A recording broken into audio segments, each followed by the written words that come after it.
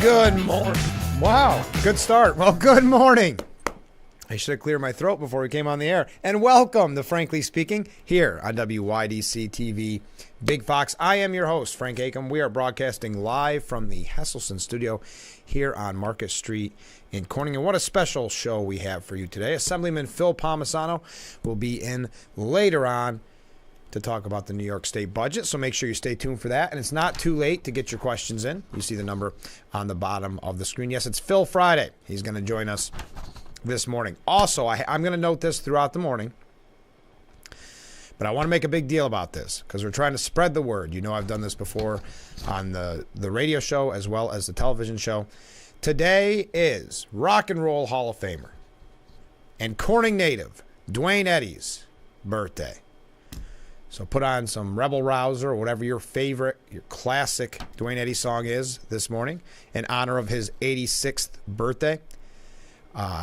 Did you know back in 1958, his album Have Twangy Guitar Will Travel sold over 6 million copies and stayed on the charts for 82 weeks. And I always mention in the original biography when he was really taking off at that time when he was becoming so famous, so known for that twang sound, really revolutionizing the way guitar would be played, that in his first promotional biography it said, quote, "Perhaps the town of Corning, New York, is unaware that rock and roll star Duane Eddy was born here in 1938. And so when I hear that, perhaps the town doesn't know, the city of Corning doesn't know. That's why I've made it a goal, and there's others involved as well, of course, to make sure that Corning and the surrounding areas know that Duane Eddy, Rock and Roll Hall of Famer, was born right here in Corning, and he moved to Bath, Penn Yan, and he talks about the surrounding areas with such love. He's promoted Corning, being born in Corning, his whole career and his whole life. So I mention it to kick off the program as we celebrate Duane Eddy's birthday here. And if you are new to the program, look at all these waves coming. Thank you. If you're new to the program, we were very honored to have Duane on very early in the program. I want to say perhaps the first month or so. So we'll be talking about that throughout the morning. If you want to talk about Duane Eddy, I'd love to. It's a topic I'd always like to discuss. All right. Unfortunately, the protests are spreading. This is no surprise. Goes back to my opinion on this, that this is a quote-unquote cool thing to do. This is very much the social media thing to do, where students may not even know that they're protesting and what they're protesting, even though we've seen it's anti-Israel, very often anti-American, anti-police. They may not even know why they're there, but it's a party. And in the days when parties were, you think of college keg parties and those type of things, Animal House perhaps, that was the cool thing. Now apparently the cool thing is to scream anti-Israel and anti-Semitic statements, take your photos, preferably with a mask on, and get as many likes and as many follows as you possibly can. We actually have too many to list of where this is spread. And I also want to highlight, do not be surprised because of the poor handling of this at all the, not all the, but the majority of these colleges and universities, the poor handling of this. Do not be surprised if we see this happening in high schools, where that'll be the next step. Because remember, this is the popular thing to do. This is the fad. So do not be surprised when you hear about a high school having students walking out. Columbia University, the Faculty Senate is expected to vote on a resolution. I'm just going to give you a quick rundown. There's others. This is just kind of a short list that CNN put together. I also want to preface this by saying CNN still calls them pro-Palestinian protests, so they're coming at it in a slanted, biased way, because there's no other way to look at it, in my opinion, than anti-Israel and anti-Semitic. But the Faculty Senate is expected to vote on a resolution admonishing the school's president, Shafiq, on Friday over several of her decisions, according to the New York Times. Shafiq has faced criticism for authorizing police to shut down student protests on campus. That is the problem. The problem isn't that she's let the students run amok. It's not the fact that really the kids have taken over the school and are now, I guess, in leadership positions. That's not the problem. The problem is she had the audacity to call the police and enforce the rules of the college campus. Keep that in mind. So when you say, good, she's being admonished for all the wrong reasons by the faculty senate. And yes, very often, we're not going to be able to get to all of it this morning, but very often faculty and staff have become involved. I saw a clip this morning of and I can't remember which university, they're starting to blend together, being arrested for joining in the protest, but I'll continue. University of Southern California, the university canceled its main commencement ceremony. We're going to talk about that extensively. They actually talk about perhaps the biggest heckler's veto cave-in of all time. They canceled their main commencement ceremony next month, citing new safety measures in place. So instead of saying, hey, we have a job to do to keep our students safe, whether they're Jewish students or any student, instead of saying that, they said, well, let these anti-Israel protests rule and dictate what we do here on college campus. And the saddest part about this, the heartbreaking part, and I am going to talk about it more in just a little bit, the heartbreaking part is many of these students had to do their graduation during COVID online. And now as they have what should be one of the proudest days of their life, graduating from a university, they now have to have a lessened graduation because of, at this point, you can say selfish, anti-Israel protests. Emory University, 28 people were arrested, including 20 Emory community members during a protest at the school. Vice President for Public Safety, Cheryl Elliott, said in her statement, troopers deployed pepper balls to control the unruly crowd during the protest. Georgia State Patrol said as well. A group of Democratic Georgia state lawmakers condemned the excessive force used by Georgia State Patrol during arrests. This is going to be a new trend as well, so buckle up. It's going to be, the problem is going to be that police get involved. There's not going to be pushback about losing and caving to these agitators and letting your campuses be overrun. That's not the problem. And again, this is coming from CNN, so take it with a grain of salt. But the problem, as you can see in this writing, is going to be when you get police involved to enforce the rules, enforce the laws. And there's an example of that when AOC called this out and the NYPD responded. We'll get to that a little bit later on. At Brown University, the university identified about 130 students who had alleged violated a school conduct code that forbids encampments on campus. Students found responsible will be disciplined depending on their behavior and other factors, including any prior conduct violations. At Emerson College, more than 100 people were arrested and 4 police officers injured during an encampment clearing at the Boston Liberal Arts College. President Jay Bernard said he recognized and respected, quote, the civic activism and passion that sparks the protest after dozens of arrests. Indiana University, 33 people were detained because of an encampment. George Washington University, D.C. Metropolitan Police were asked to assist in relocating an unauthorized protest encampment on campus. The decision came after multiple instructions made by George Washington University PD to relocate to an alternative demonstration site on campus went unheeded by encampment participants. At the University of California, Los Angeles, a demonstration with encampments formed at UCLA on Thursday.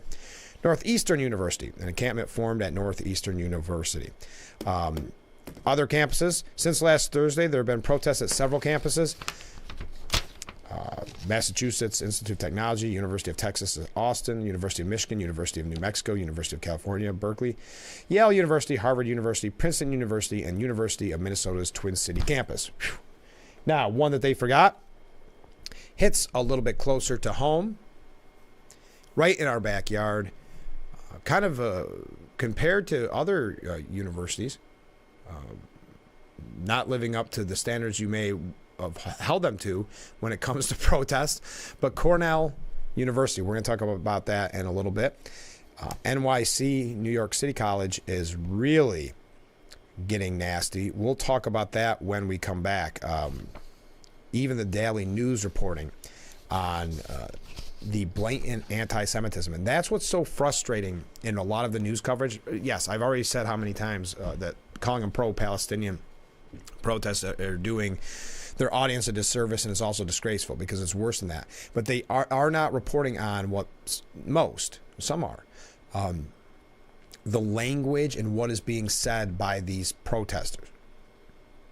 The blatant hatred and vitriol, the blatant call for violence and destruction, it is sickening. And that is not being reported on. It's just headlines like pro-Palestinian protesters get arrested. So that puts the problem not on the anti-Semitic protest. It puts the problem on the police. That the police are the problem in this scenario. That's why Columbia University president is getting admonished, because she had the audacity to get police involved to enforce the rules and the laws. So we're going to talk about that when we come back. We will be focusing heavily on that because in the next hour, we'll talk with Assemblyman Phil Palmisano, so we'll completely change it up. There are a couple things about the presidential race I'd like to get to as well. I will talk about Cornell. We'll talk about, well, I don't want to give too much away. I want to take a break. Stay with us. We'll be right back with Frankly Speaking.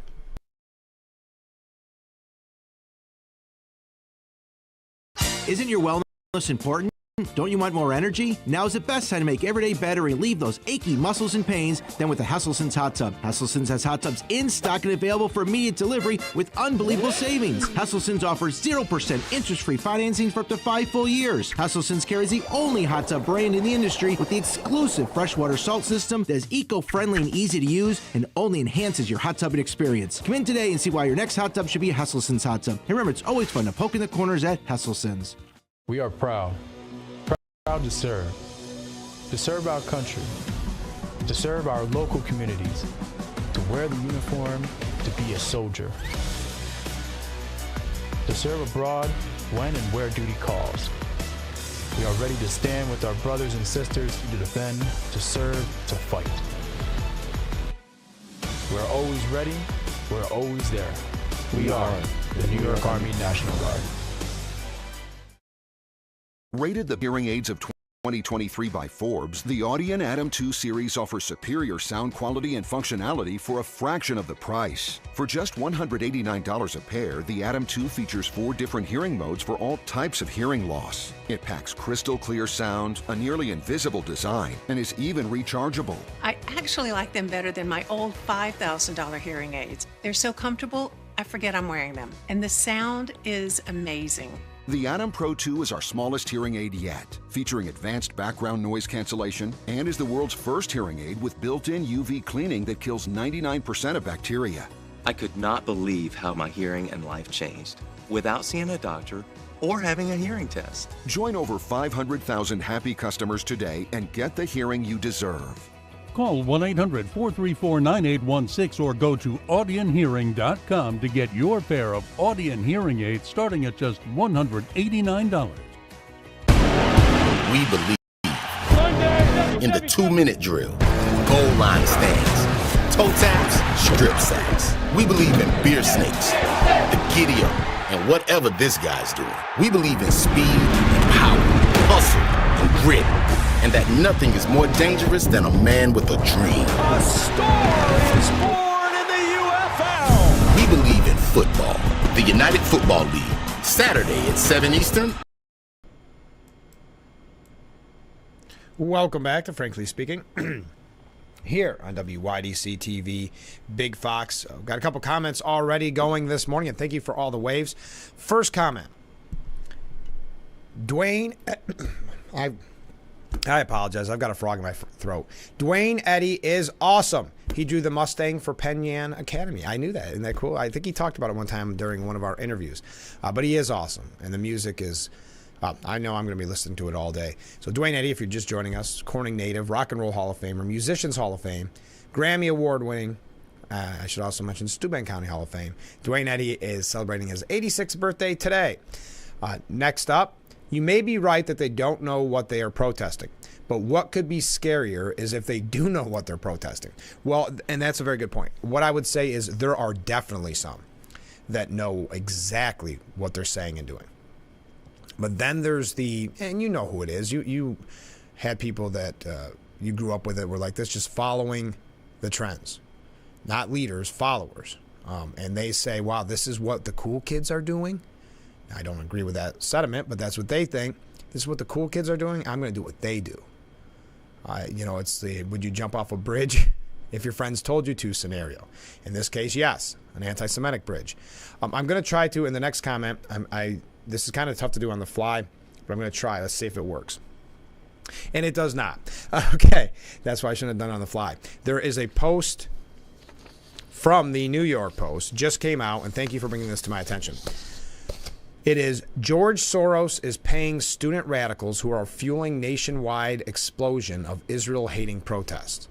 This is relatively breaking news, I guess. I'm being told it was posted at 6. George Soros and his hard-left acolytes are paying agitators who are fueling the explosion of radical anti-Israel protests at colleges across the country. Now we could talk about all the copycats. And they have a map. So, again, check this out. The New York Post have a map of where these have all sprung up, and it's really, really interesting. Well, the SJP parent organization has been funded by a network of nonprofits, ultimately funded by, among others, Soros, the billionaire left-wing investor. At 3 colleges, the protests are being encouraged by paid radicals who are fellows of a Soros-funded group called the U.S. Campaign for Palestinian Rights. USCPR provides up to $7,800 for its community-based fellows and between $2,880 and $3,660 for its campus-based fellows in return for spending 8 hours a week organizing, quote, campaigns led by Palestinian organizations. They are trained to, quote, rise up to revolution. So, again, we can't go through the whole piece here with all the names, and it gets a little much. But it is very interesting. I have not had a chance to read it all either. Yeah, I will be. But New York Post breaking there, Soros funded. Okay, so anti-Israel protesters set up at NYC College. With their hands up, the anti-Israel mob forced the guards, the public safety officers, to walk backwards away from the encampment towards a set of steps where NYPD officers had congregated. The protesters then formed a wall and ascended the steps, forcing the cops back as well. They listed their demands. That 1, divest; 2, boycott; 3, solidarity; 3, demilitarize; and did I screw that up? 4, demilitarize; 5, a people's coonie. And then others posting disclose, divest, demand, and it always goes back to demand, doesn't it? List of demands. We have a few. It's going to be extensive when we read it from Cornell, because Cornell is another place that has not been mentioned yet at places like CNN and elsewhere. But again, that's why that map with the New York Post, and I don't even know if that's completely extensive, but they show on there University of Rochester, another place where this has exploded. So if you look at the map, it continues to expand. University of Pittsburgh, as I mentioned, Cornell, Yale, of course, as you are aware. The Daily Mail even calling out the anti-Semitism. Daily Mail, kind of a far-left publication in New York City, calls for the end of Israel erupt at City College of New York encampment, where, quote, Zionists get driven off. Anti-Israel chants erupted late Thursday at pro-Palestinian encampments. See, still saying pro-Palestinian encampments at City College of New York, where one passerby was driven away when a protester claimed she could, quote, smell he was a Zionist, end quote. But again, these are peaceful protests. These are peaceful pro-Palestinian protests. Concerns about anti-Semitism at protests sweeping campuses around the nation has grown in recent days. On Thursday night, protesters at the campus were seen booing a passerby and driving him away from the demonstration. I can sniff you. We can all sniff you, one protester sneered at the man. We can smell the Zionist on you. I could tell he was Zionist. They victimized themselves so quickly, she said. Later in the night, chants like, and pardon my language, Israel go to hell broke out among the crowd of about 100, down from a peak of roughly 250 protesters. Other chants, if you're curious, 1, 2, 3, 4, Israel no more. That doesn't have the cadence, does it? But that's what they went for. 5, 6, 7, 8, Israel will eliminate. So remember this, and this is not rare. Remember this when you see the media report it as mostly peaceful. It's always mostly peaceful. Mostly peaceful pro-Palestinian protests, when it is nothing more than anti-Israel. It's violent, anti-Israel, anti-American, anti-police, anti-Semitic protests. Now, Columbia University students, and I'm not going to go through all of this either, but Columbia University students from Israel recounts encountering hate before and during the encampment. So this is not new. This has been boiling up for a long time. This is just them acting on their hate. And it goes through a student from Israel that attends Columbia University and what he has went through the last 3 years studying there. It's heartbreaking, being spit on, things like that. You can find this for yourself at amny.com. We're breezing through a lot of this because I'm, again, trying to highlight how disingenuous the media has been in their coverage in most instances. Also, well, let's keep talking about the hate. First of all, did you see progress in negotiations between Columbia protesters and administrators? I'm confused, and help me with this. I'm not always the best at math. If Tuesday was the deadline and they extended it 48 hours, shouldn't we be looking at an end to the encampment like very soon? Negotiations between Columbia University administrators and pro-Palestinian protesters who've been occupying a campus lawn with a sprawling encampment, quote, have shown progress and are continuing as planned, the school said. For several days, a small group of faculty, administrators, and university senators have been in dialogue with student organizers to discuss the basis for dismantling the encampment, dispersing, and following university policies going forward. We have our demands, they have theirs. Columbia announced late Tuesday that it had given protesters a midnight deadline to agree to dismantle their encampment. But the university then said earlier Wednesday that it had extended the talks for another 48 hours. If no agreement is reached, the school has said it will consider alternative options, which many protesters have interpreted to mean calling in police to clear the site. Again, remember how the media covers this. The problem in all of this is not the hate speech that we've been hearing. It's not the calls for violence and calls for destruction. The problem in all this is the president has the audacity to call the police so that there are actual repercussions for breaking the rules and the laws of Columbia University. We've got more to talk about, but I'm running late. Stay with us. We'll be right back. Keep those comments coming in. This is Frankly Speaking. Welcome to the heart of your home, made whole by Best Look Paint and Primer. With bold hues and subtle tones, transform any surface into a canvas of beauty and make your vision come to life effortlessly. And as the seasons change, trust Cabot State. Race car drivers change lanes very fast, but with no outside mirrors. How come they don't crash? Introducing Angel View, the new wide-angle mirror that reduces blind spots. Angel View simply snaps over your car's rear view mirror, giving you a 160-degree view behind you. Just look at the difference. Look, ordinary rear view mirrors are small and flat, but Angel View has a huge mirror with curved glass. This convex shape allows you to see both blind spots with one glance. And with our Pro Edition special coating, it's anti-glare at night. Get your Angel View now for just $19.99. But wait, Angel View may be discontinued. Due to rising costs, Angel View is stopping manufacturing effective immediately. Once the current inventory is gone, it's gone forever. Order now. Call 1-800-897-0371 or visit getangelview.com. Order now.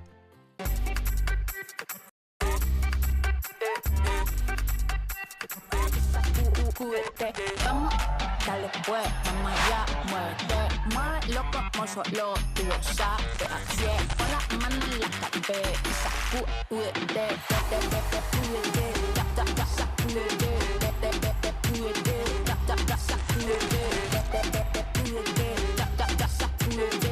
sacúdete, mira, sacúdete. And something with a diamond in it. Diamondback rattlesnake. It's in the name.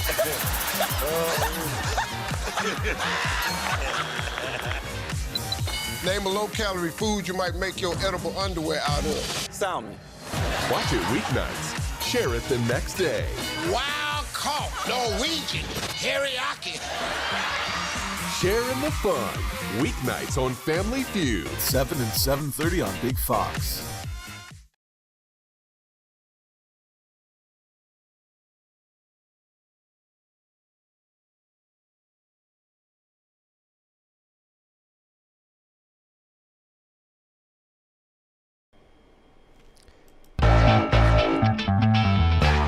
Thank you so much for joining us here on Frankly Speaking, broadcasting live from the Hesselson studio on Market Street in Corning. Unfortunately, we're discussing more about the protests on college campuses, and as I've mentioned, my prediction is it will be high schools next. It'll be protests in the streets because people want to join in what is the trend. Unfortunately, yes, anti-Israel, anti-Semitic protests are a trend now.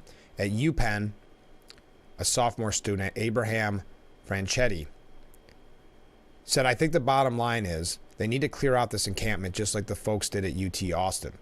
These people represent a distraction and a threat and a source of fear to actual dues-paying students. Well, if you look at what USC did, and they caved so badly that they canceled main stage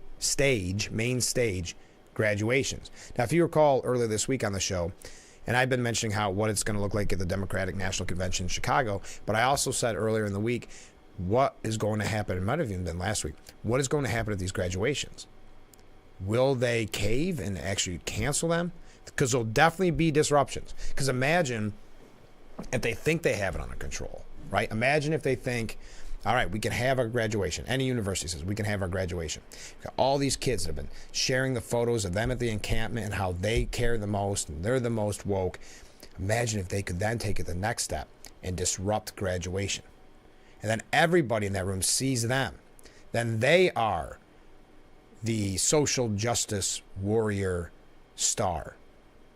So it's going to be a headache, and it's going to be a headache at a lot of universities. But to cancel the main stage graduation ceremony. The University of Southern California scrapped its main stage graduation ceremony as the campus has been overrun with anti-Israel protests that have led to the arrest of nearly 100 students. The university blamed, quote, new safety measures put in place this year for the cancellation of the 65,000 in-person ceremony at Alumni Park. Quote, we understand that this is disappointing. However, we are adding many new activities and celebrations to make this commencement academically meaningful, memorable, and uniquely USC, including places to gather with family, friends, faculty, and staff, the celebratory releasing of the doves, and performance by the Trojan Marching Band. Now, there's been other issues because the valedictorian, if you recall, this was earlier,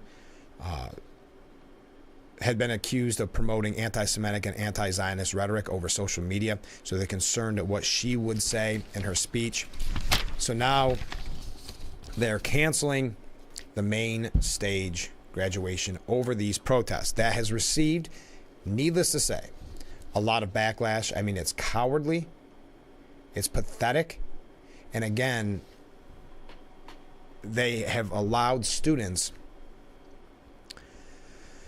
to run the schools, that they are allowing students, certain students, there's a hierarchy. Certain students are allowed to make other students, and in this case Jewish students, feel unsafe, fear for their lives. And again, I think a lot of it is the cash cow idea, but that is how cowardly that they are. So think about we've talked about it earlier in the week, but the breach of a contract here when you sign up to go to school there. You go there 4 years. And I think as a parent or a grandparent, you would expect that one of the major jobs of administration, if not the major job, is to keep your child safe. And instead, they, when pushed, instantly give in and say, we're not going to protect your child. We're going to protect these children. We're not going to protect your child. Fox News national correspondent Bill Mulligan reported USC announces it's canceling its main stage commencement ceremony. And then they put the comments on the website that announced it off. You couldn't comment. Brutal. Now this is the heartbreaking part to me. Brutal for the class of 2024. Likely didn't get a high school graduation during COVID in 2020, and now won't get a traditional college graduation. Think of that. So they had to do a virtual. My headphones just fell apart. A virtual graduation from high school, and now a non-traditional college graduation. Just a disgrace. Have the graduation and arrest anyone who disrupts it, said Fox News contributor Mark Theisen. Representative Rudy Yakum, a Republican from Indiana, said students, families, and friends all look forward to celebrating graduation. Now, because of the pro-Hamas mob, they can't.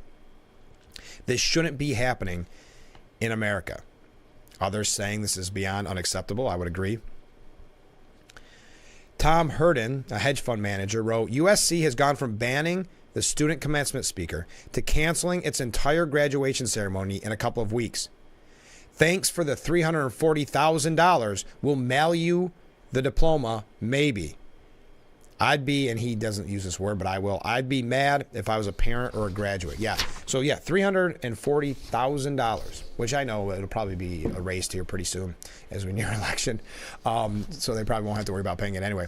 But you pay that kind of money, and the university, after paying $340,000, says, we can't keep your child safe. We can't punish these agitators, because then we'll look bad as if we support the police in some way or we support law and order. And that is the unfashionable thing to be on. Hence the reason why Colombia's president is being admonished for calling in the police to enforce the rules and the laws. As Tommy Lawrence said, caving to campus terrorists. And that's what it is. First of all, they started negotiating with the campus terrorists, and now they're caving to them. That's what the grown-ups, the leaders in the room, that is their response. The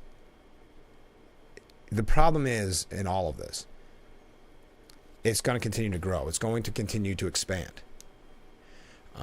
As I said, it's going to be at high schools. It's going to be on the streets. Because this has all been spreading like wildfire, not just because of, as we mentioned, the New York Post having that piece that is funded by various Soros organizations, but it's also because it is going to be the in thing. And as I mentioned, right down the road, Cornell students have joined in the anti-Israel protests. Now, kind of late to the party, number one. Number two, not necessarily what you would think when it comes to powerful protests from Ithaca. This coming from the Ithaca Voice. The crowd around the camp on the Arts Quad was largely dispersed after several hours spent alternating between rallying and locking arms in a human chain. Sounds kind of awkward. This was last updated at 11:30 p.m.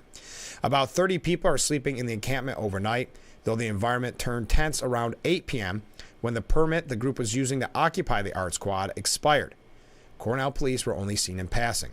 Around 10 p.m., protesters in the encampment told the crowd still gathered, which had dwindled to about 40 from its peak of around 300 earlier in the day, to return at 6 a.m. on Friday as their camping continues. So down to just 40 at 10 p.m. It's fun to hang around the tents on a nice sunny day yesterday, but when it starts to get chilly at night, that's when the crowd disperses to just 40. Yesterday, Cornell University Vice President Joel Molina issued a letter outlining the school's response to the encampment. Molina recounted the discussions between administrators and students, further detailed, during which officials offered students space to put up their tents. So we'll give you space. We got street sweepers, if you hear that noise. He said the tents are a violation of university policy since they were not registered, and the group who reserved the quad until 8 p.m. Climate Justice Cornell stated there would not be tents. Melania maintained that free and open expression, including peaceful protest, is core to Cornell's values. The students declined to move the tents. Molina said, as a result, they will face punishment. They said suspensions will be issued for participating students, and faculty and staff who participate will be referred to the school's Human Resources Department. Do you see any scenario where faculty and staff get in any sort of trouble? This is not an outcome we welcome. We want to provide avenues for everyone to make their voices heard, but this must be done in ways that respect the policies we have in place to protect the public health and safety of our community and the rights of all to do their work. So when we come back from this break, yes, we do have to take a break. When we come back from this break, I will give you their list of demands at Cornell, right down the road. Cornell, we have so much to get to. Stay with us. We'll be right back. We're Frankly Speaking here on WYDC TV, Big Fox.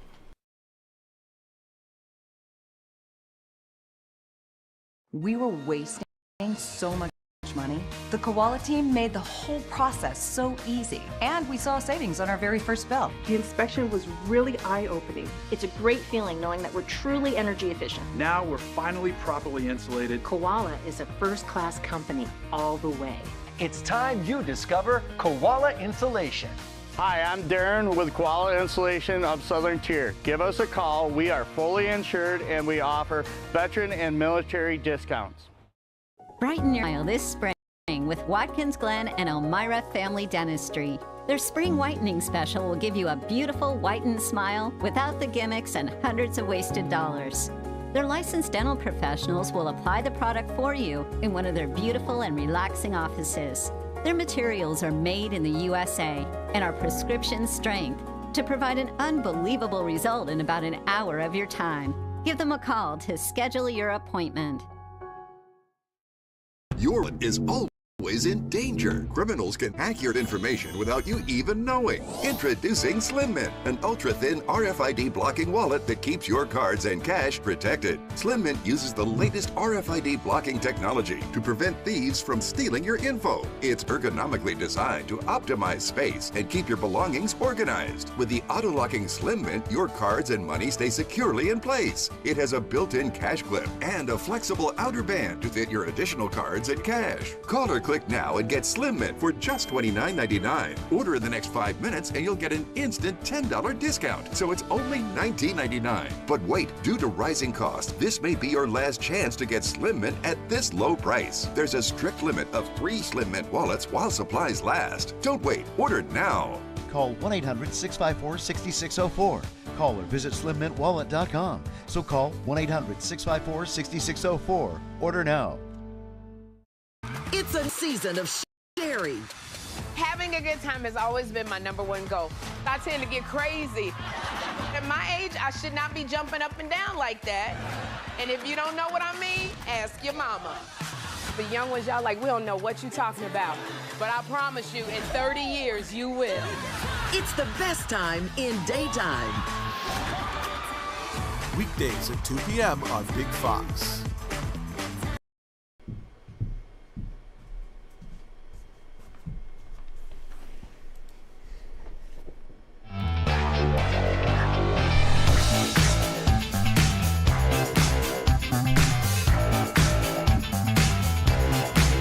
And we are back with Frankly Speaking. Still working on my headphones here.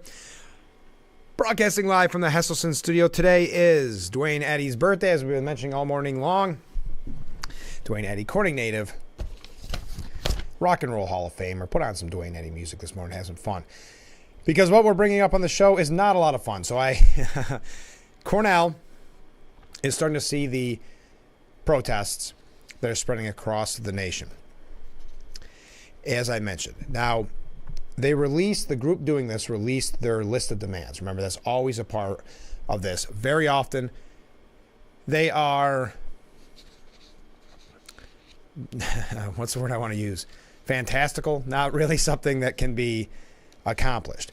But this is what the group's list of 9 demands entitled at Cornell, right down the road. 1, acknowledge its role in the national genocide of indigenous people through the Morrill Act and its sale of nearly 977,909 acres of indigenous land.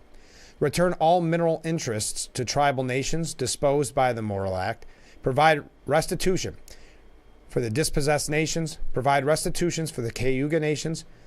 establish an Indigenous Studies Department, and return surplus land in New York State to the Haudenosaunee Confederacy, the Lenni Lenape, and their descendants who have been forced out of New York. Okay, so as you can see, this is kind of typical of Cornell, not focused on one issue. And that happens very often with the list of demands. It starts with, this is what we want. And when they see administration capitulate, they say, okay, you know what we actually want? We want a lot more. Number 2, annually disclose a comprehensive account of its endowment and land holdings and divest from entities involved in morally reprehensible activities in accordance with Cornell's 2016 standard to guide divestment considerations. 3, end profit-generating partnerships, volunteer arrangements, and other significant corporate and academic affiliations with institutions involved in morally reprehensible activities, including, but not limited to, the dissolution of the Jacobs Technion Cornell Institute and all other partnerships with the Technion Israel Institute of Technology. 4, now we get to it, call for an unconditional permanent ceasefire in Gaza. Like the ceasefire on October 6th, right? Is that what they're mentioning? They want to return to the ceasefire like we saw on October 6th. 5, establish a Palestinian studies program housed in the College of Arts and Sciences, along with an accredited minor that is available to all undergraduate and graduate students. Representatives from Cornell's chapter of Students for Justice in Palestine and Cornell Collective for Justice in Palestine must serve on the committees that oversee the hiring of the program's faculty. This is why demands get so under my skin. You must do this. All right. And 6, publicly acknowledge and protect anti-Zionist speech, viewpoints, and histories in both religious and academic contexts. Recognize the legitimate and historical claims that anti-Zionist is not anti-Semitism. 7, remove all police from campus. What did I say? Anti-Semitic, anti-police, anti-America, very often the talking points of these protests. But continuing. Remove all police from campus, beginning with the elimination of police presence at demonstrations. Replace police with an emergency response team composed of healthcare workers and first responders, trained in de-escalation. A majority of team members must be providers who share lived experiences and identities with Cornell's diverse student bodies. Wow, that would get kind of complicated. A majority of team members must be providers who share. So again, this is the emergency team, not police. They don't want police anymore. This is a whole different setup. Who share lived experiences and identities with Cornell's diverse student body. That could get tricky. 8, ensure total legal and academic amnesty for all individuals involved with the liberated zone and related demonstrations. I thought they said there was 9, but they only show the 8. But for some reason, I thought I heard 9. So there you are. There may be another one missing from my extensive list. That is what they are demanding at Cornell. Cornell now a little late to the party, but getting in on the anti-Israel, pro-Hamas rallies. Now, earlier in the show, I mentioned, do these students that are protesting, do they know what they're actually saying? I think some do. I think some of the professional agitators, the ones that the New York Post talking about today in reference to George Soros-funded organizations, I think they know exactly what they're doing. I do think there are others who aren't quite well-versed in what they're saying. That we're going to talk about when we come back. Got to play a little catch-up because I'm going on tangents this morning, but we're having a lot of fun just with down topics. But we're still having a good morning here on Frankly Speaking, so stay with us.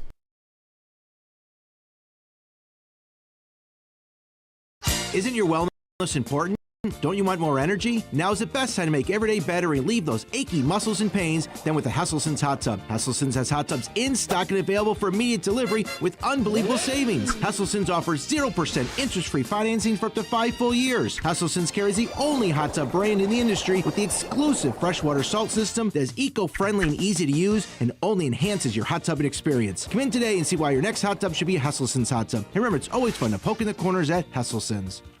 Was your baby fed a cow's milk baby formulas such as Similac or Enfamil? If so, your child may be entitled to significant financial compensation. Evidence shows that cow's milk formulas increase the risk of NEC in premature babies, causing severe harm and even death. If your child was born premature and suffers from NEC, intestinal perforations, sepsis, cerebral palsy, or died as a result, you may have the right to sue for significant financial compensation. Call now for a free case review. Welcome to Frankly Speaking, talking to the people that affect your life, that affect all of our day-to-day lives. This is something you're not going to get anywhere else. We've got a lot to offer. There'll be a lot of news, local, regional, national, really the things that affect you. And I think you'll be glad that you tuned in. So think of it as radio on TV. Frankly Speaking, live, 2 hours long, starting at 6 a.m. on WYDC TV Big Fox. This is history making. Yes, we are now 2 hours long here on Frankly Speaking. Thank you for setting your alarms and joining us. Here it is, 6:45 already, almost done with the first hour of Frankly Speaking. In the next hour, Assemblyman Phil Palmisano will be our guest. So get your questions in for him.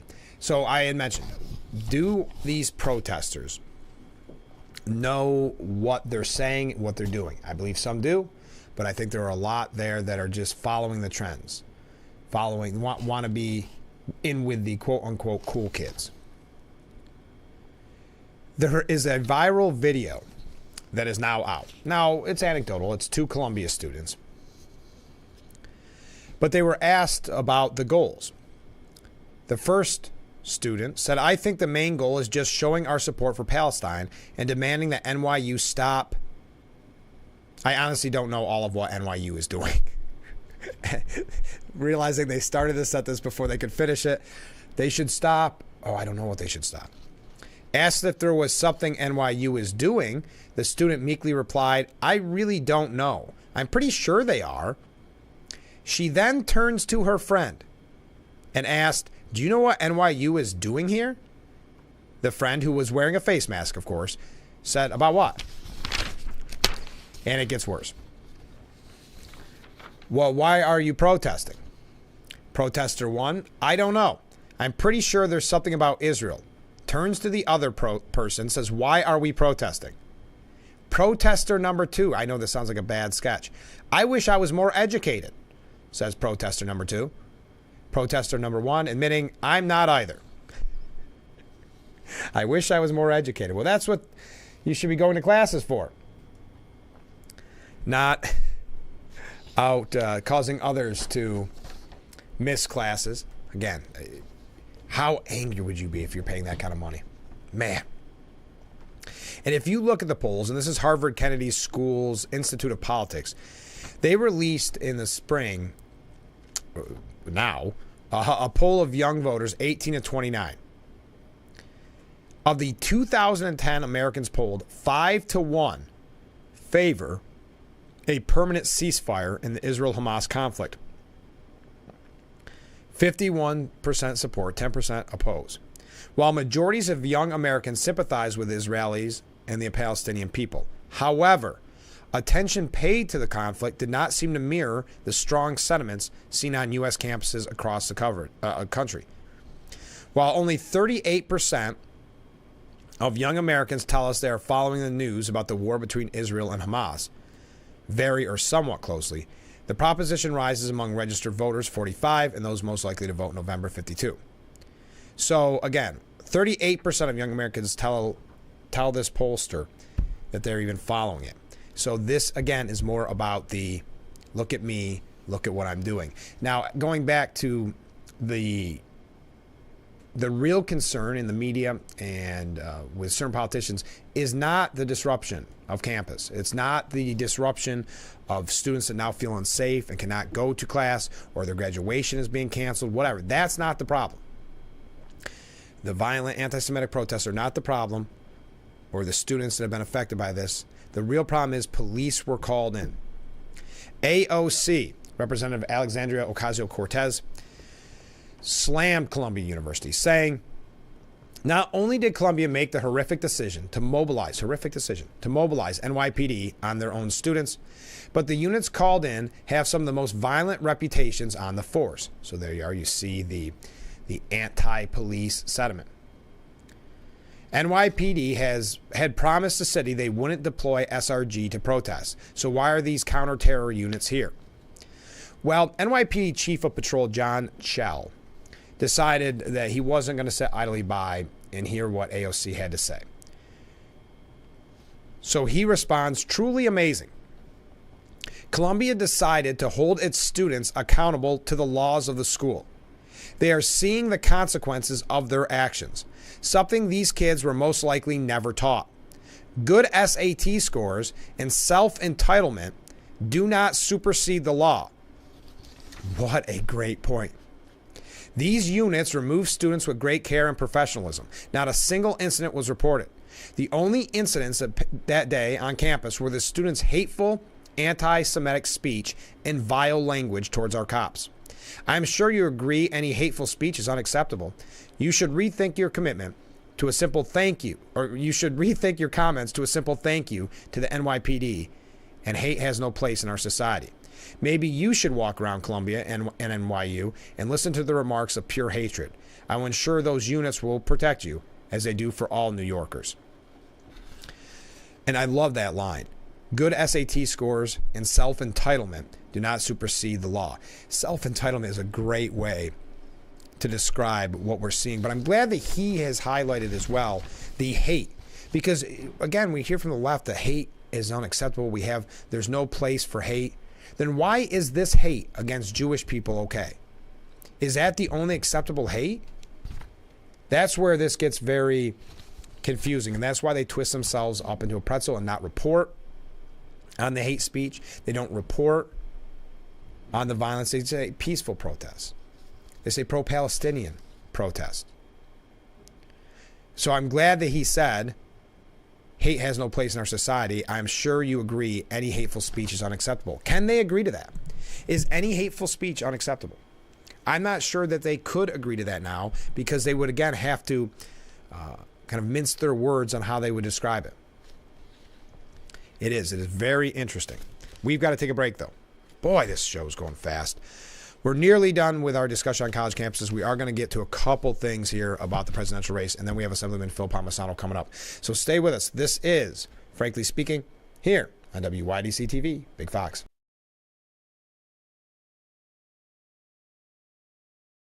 Your Elmira Pioneers are back for another great season of baseball. Home opening game is Friday, May 31st at 6:30.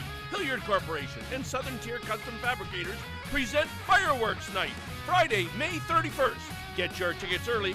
Call 607-734-2690.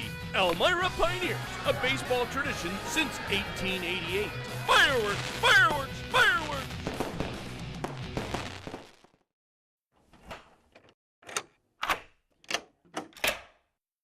I'm Jonathan Lawson. If you're 50 to 85, please listen closely. The lock I want to talk to you about isn't the one on your door. It's a rate lock for your life insurance that guarantees that once you're insured, your rate can never go up at any time for any reason. Many policies you see don't have one, but you can get a lifetime rate lock from Colonial Penn. This plan was designed for people on a fixed income with coverage options that start at $9.95 a month. That's less than 35 cents a day. Your rate is locked in for life. Coverage can never be canceled, and your acceptance is guaranteed. You cannot be turned down because of your health. See for yourself. Call for an information kit and gift. Both are free with no obligation. Call 1-800-781-9990 for your free information and your free gift. That's 1-800-781-9990. 1-800-781-9990.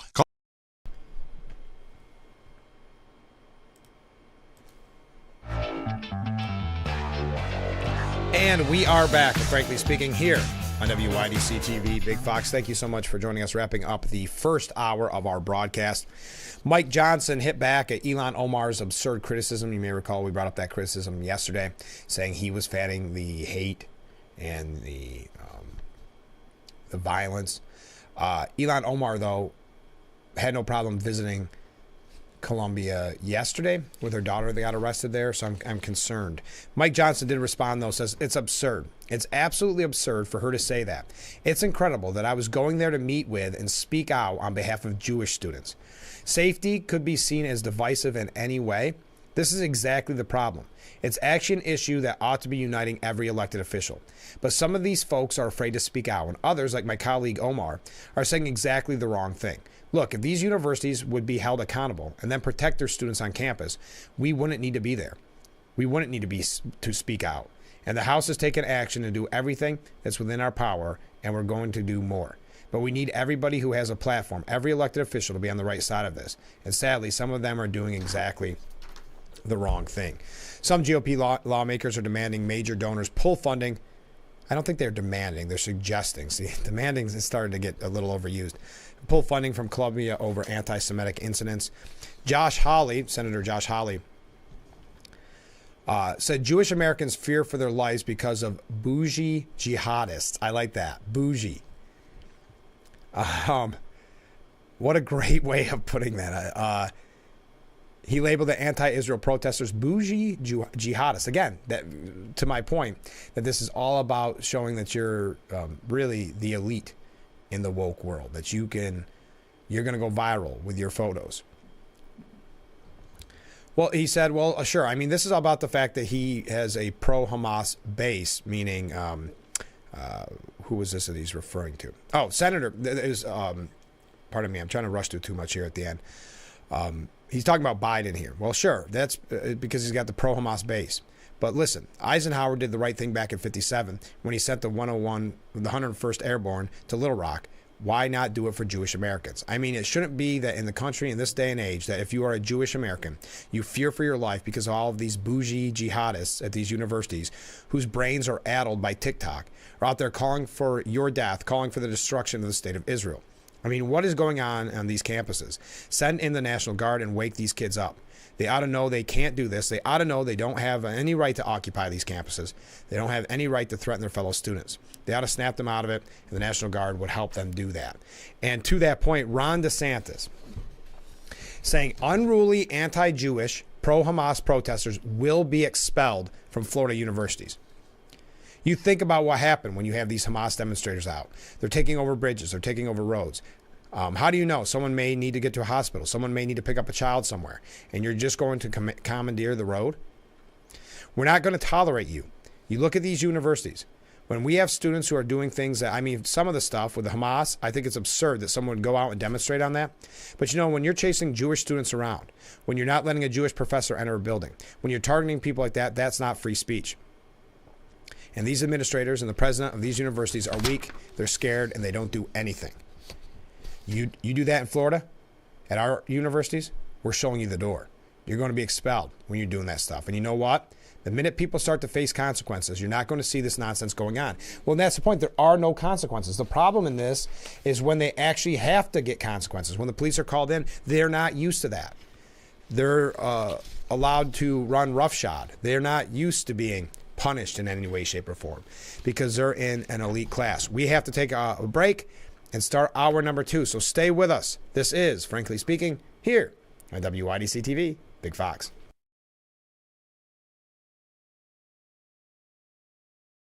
Looks like y'all got a lot of stuff here in your water. You're never gonna believe it, but this can filter up to 60 different contaminants from your water. It's all about cleaner drinking water. Dude, that's good water. And that's good water. Now that's good water. That's good water, eh? No matter where you live, there's a Culligan water expert nearby. At Culligan, we think about your water, so you don't have to. Call today to schedule your free water test. You learn that there are no shortcuts in racing or in life, so it's no surprise that there aren't any when it comes to hair loss either. One of my first attempts to deal with my own hair loss was a literal shortcut. Thankfully, my wife found Hair Club.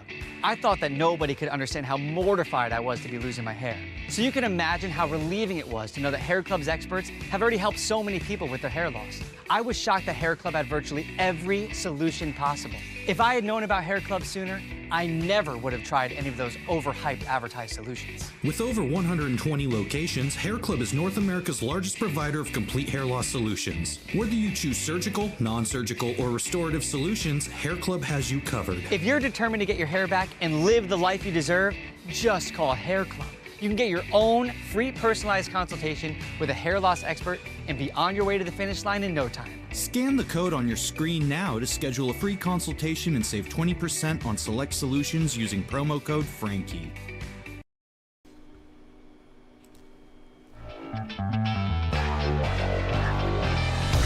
Well, good morning. I hit the wrong button. Welcome back, or welcome to Frankly Speaking, depending on what time you get up. But this is hour number 2 of Frankly Speaking. I'm your host, Frank Acom. We are broadcasting live from the Hesselson studio here on Marcus Street in Corning. And it is, if you're just joining us, Corning native and rock and roll Hall of Famer Duane Eddy's birthday.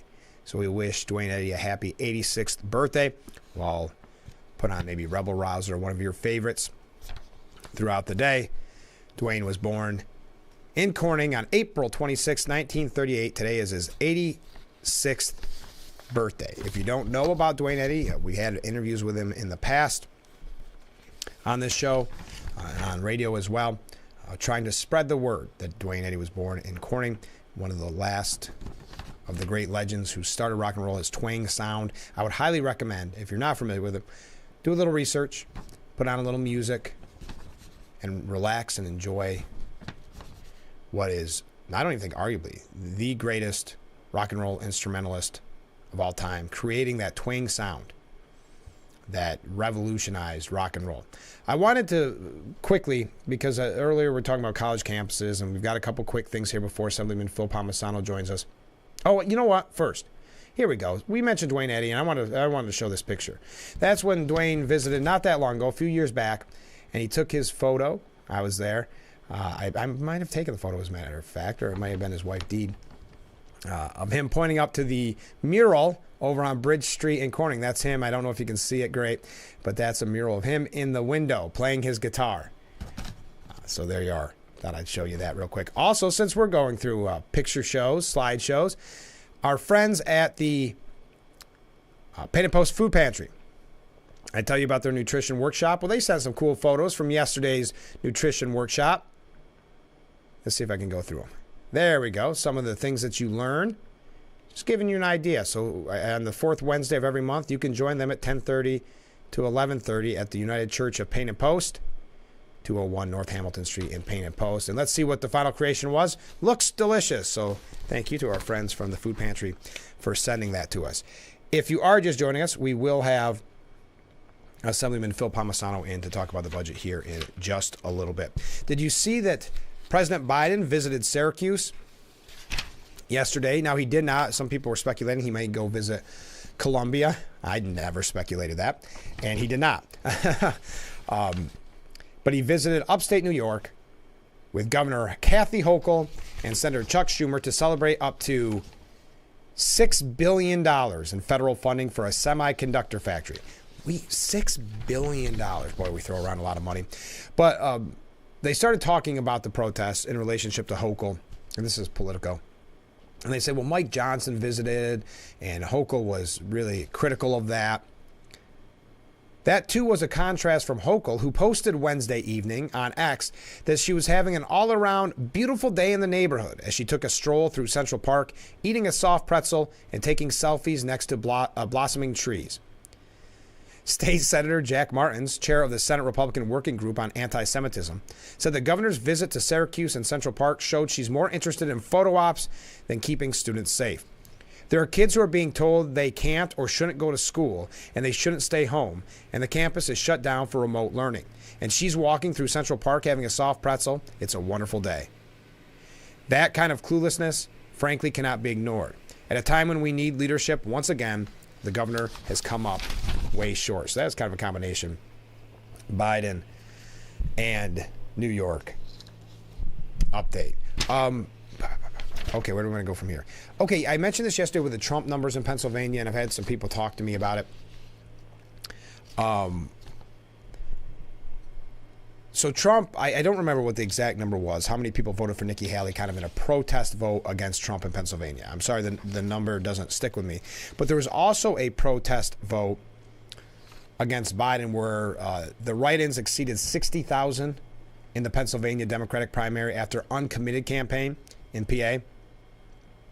The wave of write-ins amounted to 5.6% of the vote in the Keystone State primary, or 60,271 votes, according to the Associated Press. Uncommitted PA, a coalition of individuals and organizations in the state opposed to Biden's support for Israel's war against Hamas, urged Democrat voters prior to Tuesday's election to write in uncommitted. They have considered it a massive write-in victory. This is interesting because, whatever reason, there's people that are still voting for Nikki Haley, whatever the reason is. This is a scenario where you're starting to see the left and how far it's gone in their stance on Israel. How opposed they are to Israel.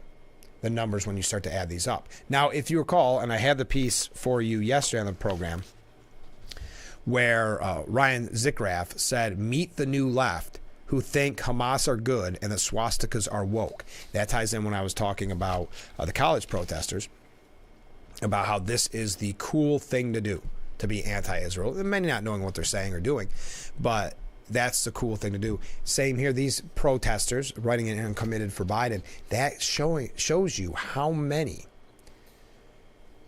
in the Democrat Party have now accepted this new position on Israel. Or I don't know if it's a new position, but that is finally bubbled up. Speaking of Biden, I know I'm rushing a couple things here because we've got Assemblyman Phil Palmisano coming in. I want to make sure we get to all the news before we talk to him.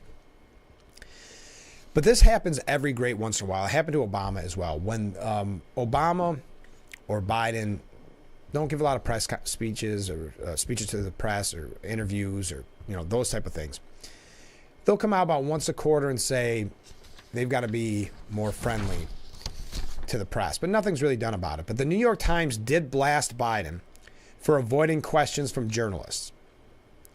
Quote, for anyone who understands the role of the free press in the democracy, it should be troubling that President Biden has so actively and effectively avoided questions from independent journalists during his term.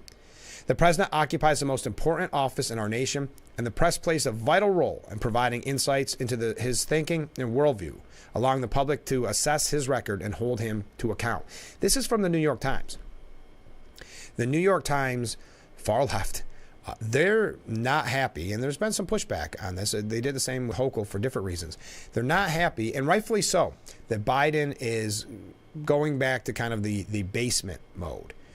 Don't take questions, keep your speeches down. But I'll continue. Mr. Biden has granted far fewer press conferences and sit-down interviews with independent journalists than virtually all of his predecessors. It is true that the Times has sought an on-the-record interview with Mr. Biden, as it has done with all presidents going back more than a century. If the president chooses not to sit down with the Times because he dislikes our independent coverage, that is his right, and we will continue to cover him fully and fairly either way. The New York Times would be favorable to him. That's what's so interesting. It goes back to the Super Bowl interview. He turns down these things that you would think would be beneficial to prove that, no, I'm okay. But the Times continue, however, in the meeting with Vice President Harris and other administration officials, the publisher of the Times focused instead on a higher principle. The systematically avoiding interviews and questions from major news organizations just undermine an important norm. It also establishes a dangerous precedent that future presidents can use to avoid scrutiny. So there you go. We got to take a short break because the Assemblyman is coming in. So stay with us. We'll be right back with Frankly Speaking here on WYDC TV, Big Fox.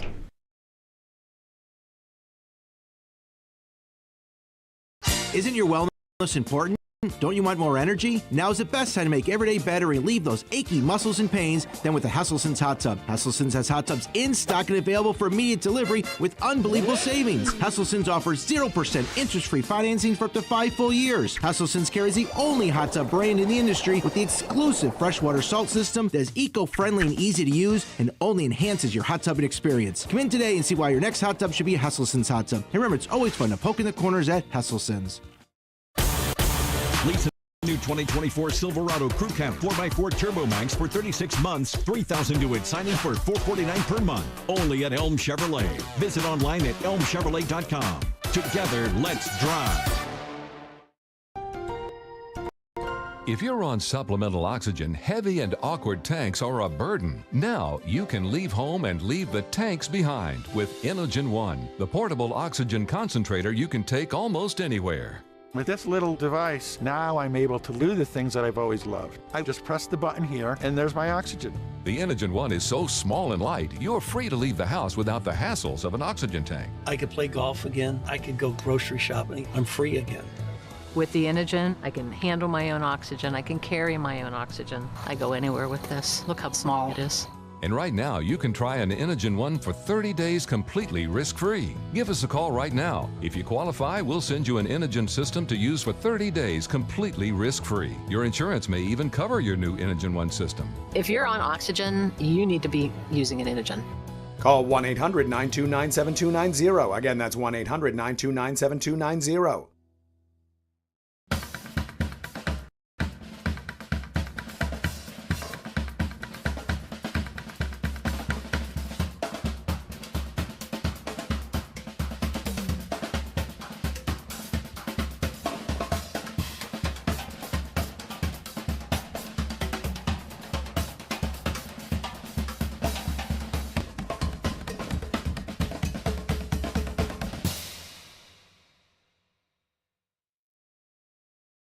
In a few words. Urkel, glasses. Nerd. It pays to know your nerds. If you guys didn't get nerd with me sitting up here on this show, 25 words or less. Weeknights at 5 and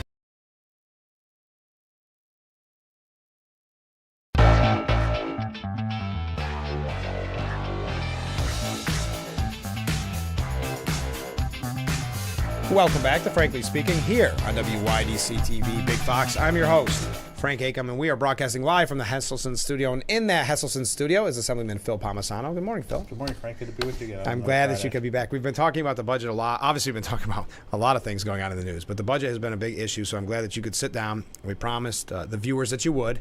It's Phil Friday, so let's talk about the New York State budget. Let's start with, we normally do good, bad, and the ugly. I'm going to start today, get it out of the way. Let's talk bad.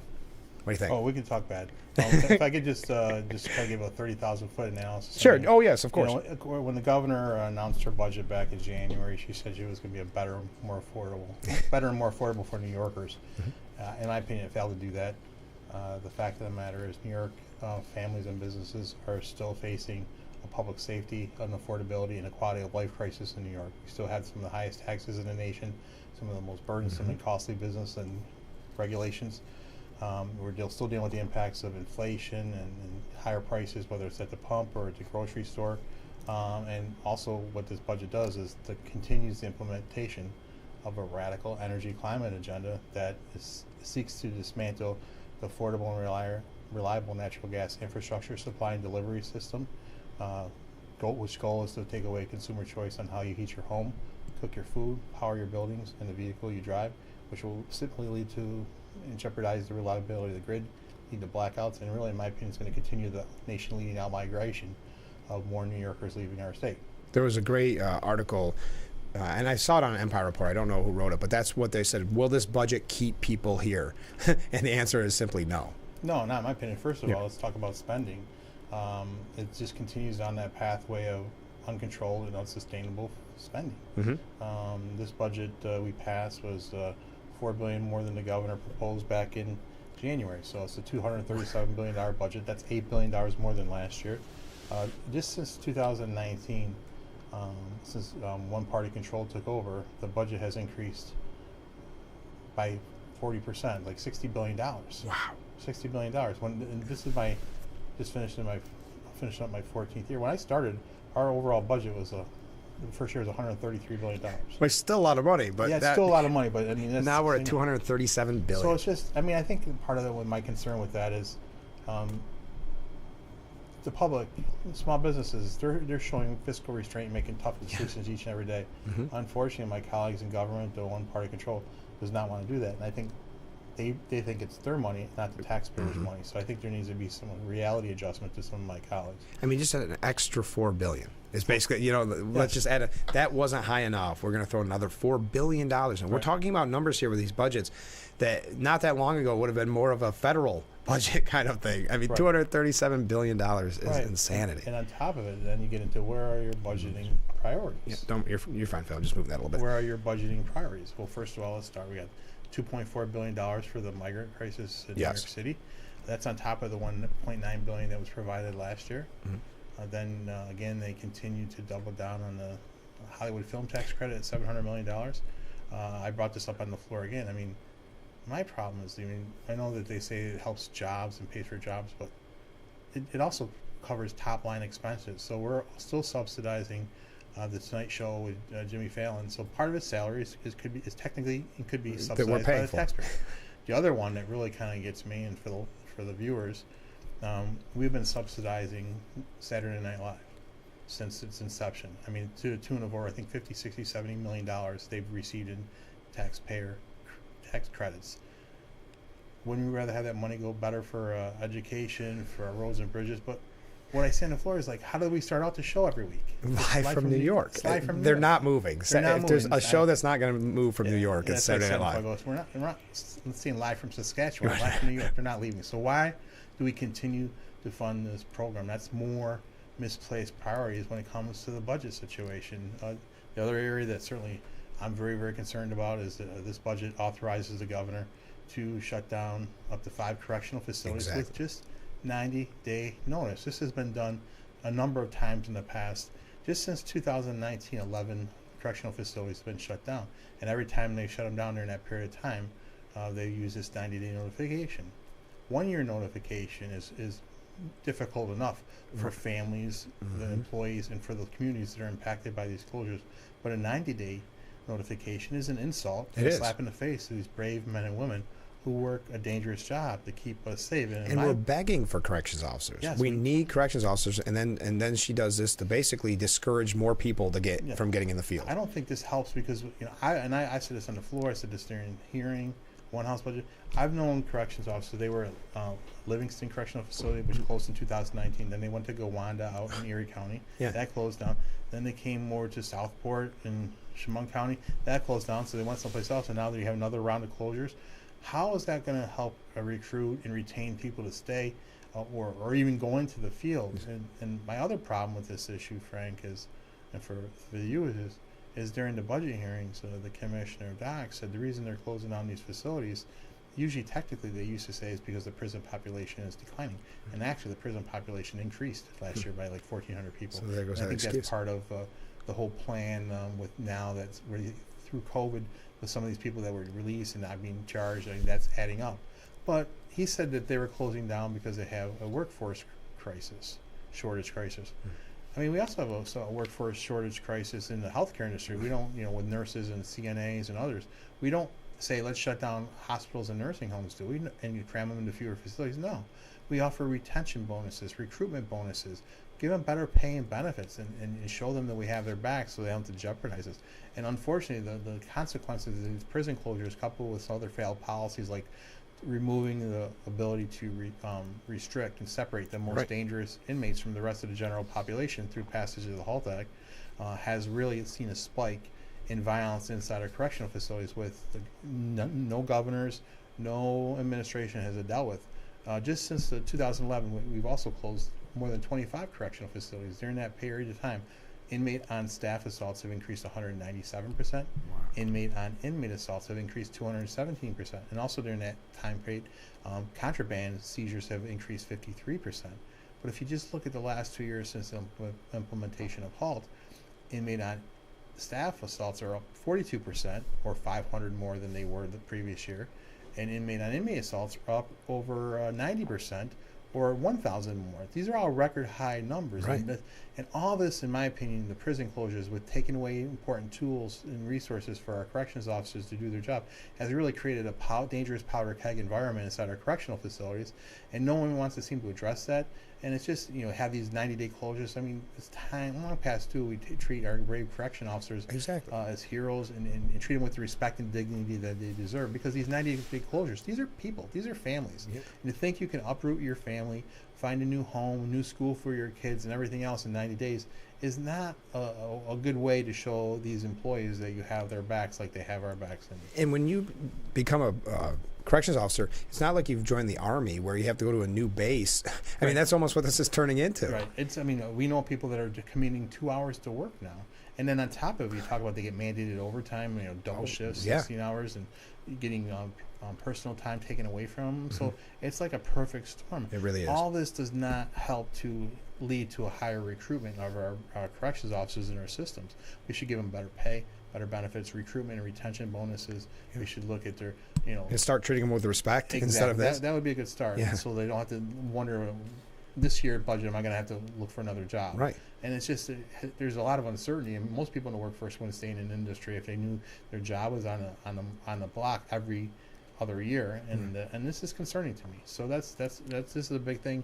Our corrections officers, they do a great job for us. So if you're a corrections officer and you're listening, thank you for what you do for us each and every day. I always talk about the Elmira. People drive by that hill and they see that facility, but they don't want to know what's going on inside there. Right. They don't.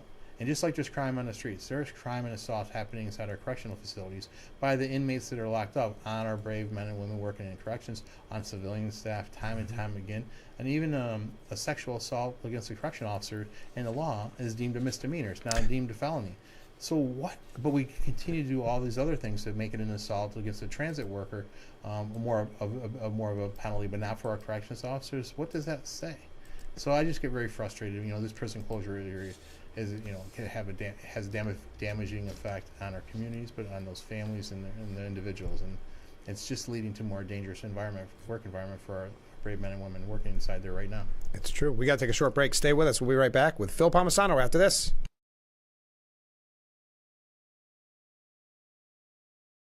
You just have to get in the seat of a John Deere 3 Series tractor. Not because of the powerful implements, or because of our unmatched dealer support. Not even because it's in it for the long haul. You just have to get in the seat because being this efficient just feels good. Right now, get 0% financing for 72 months on a John Deere 1, 2, or 3 Series compact tractor. Stop and save at GCP Discount Liquors and Wines. 1.5-liter Cavett Pinot Grigio, regularly $15.99, is on sale for $12.99. Save $2 a bottle with mail-in rebate, or $36 on a case of 6. 1.75-liter Canadian Club Whiskey on sale for $18.99. Save $5 a bottle with rebate, or $48 on a case of 6. GCP Discount Liquors and Wines in Horseheads, the best in service, selection, and price. Tired of a pan that always sticks? It's so scratched and worn, you can't cook in it. Hi, Chef Daniel Green here with my new hammered pans from Gotham Steel. This complete 9-piece set is guaranteed to beautify your kitchen like never before. Hammered pans are ultra non-stick, and they're even oven safe up to 500 degrees. So bake homemade chicken pot pie or this whole chicken dinner. Use metal beaters straight in the pan for a gourmet souffle that slips right out. Plus the entire set is dishwasher safe and PFOA free. Get the full 9-piece Gotham Steel hammered set for just 5 payments of $49.99, and we'll even ship it to you free. But order now and we'll drop 1 payment. That's just 4 payments of $49.99. Plus, we'll include this free steamer and strainer, and our 5-piece bakeware set with every pan you'll ever need to make delicious breads, cakes, and desserts. That's a huge 15-piece set with free shipping. Call or click now. Call 1-800-608-1538 or go to buyhammered.com. Getting aerial video for a commercial used to be extremely expensive, but not anymore. WYDC TV Big Fox now offers the Twin Tiers amazing aerial video for your business. We do it with our state-of-the-art drone and commercially licensed aerial pilot. Beautiful HD aerial video and pictures custom-made for your commercial. Call or email now to advertise on Big Fox TV and let everyone see your business in a whole new way.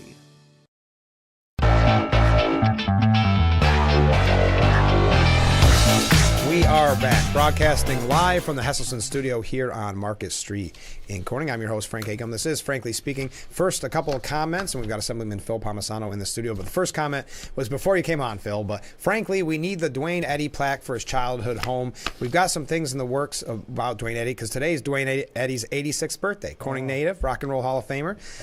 Happy birthday, Dwayne Eddy. He's in Nashville. Maybe he's watching on YouTube. But yes, we're working on some things, so stay tuned. I'll keep you informed. All right, the next one's this is for you, Phil.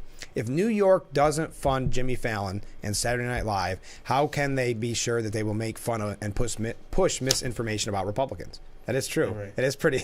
They're both very, very slanted. I mean, it's just. I mean, I think the Saturday Night Live really gets me, because I know. The show's never going to go anywhere, and they think that it's spent tens of millions of dollars. I can't remember the number. I think it's almost over $50 million since its inception. Mm-hmm. And again, budgeting is all about priorities, and we're talking about priorities. Yeah. I mean, a $237 billion budget, and we're at $700 million for the Hollywood film tax credit, $2.4 billion for migrants, but yet we had to fight to restore education aid and restore CHIPS aid, things of that nature. It just shouldn't be that way. And I do want to talk. Well, we can go whenever order. These are not ranked. We're just giving you the bad in general. Right.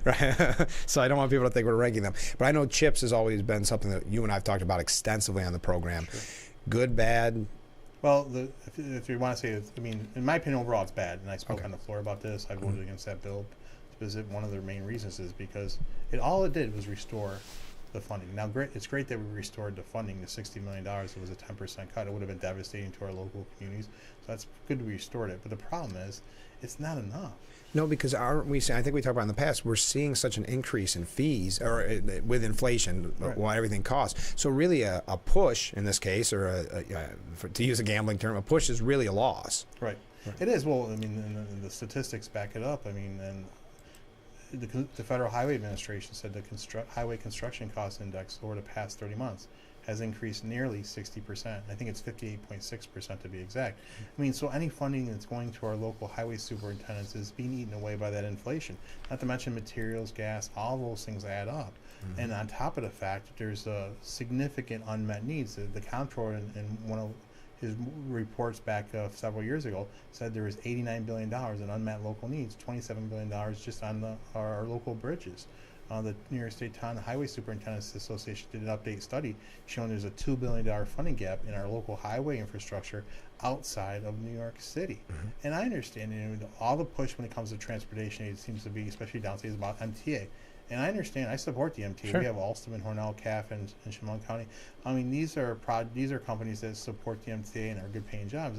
And I understand fully that the MTA is the lifeblood of the downstate transportation network. I get that.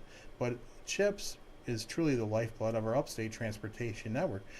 Sometimes that's the only funding these local communities get to help improve their local roads, bridges, and culverts.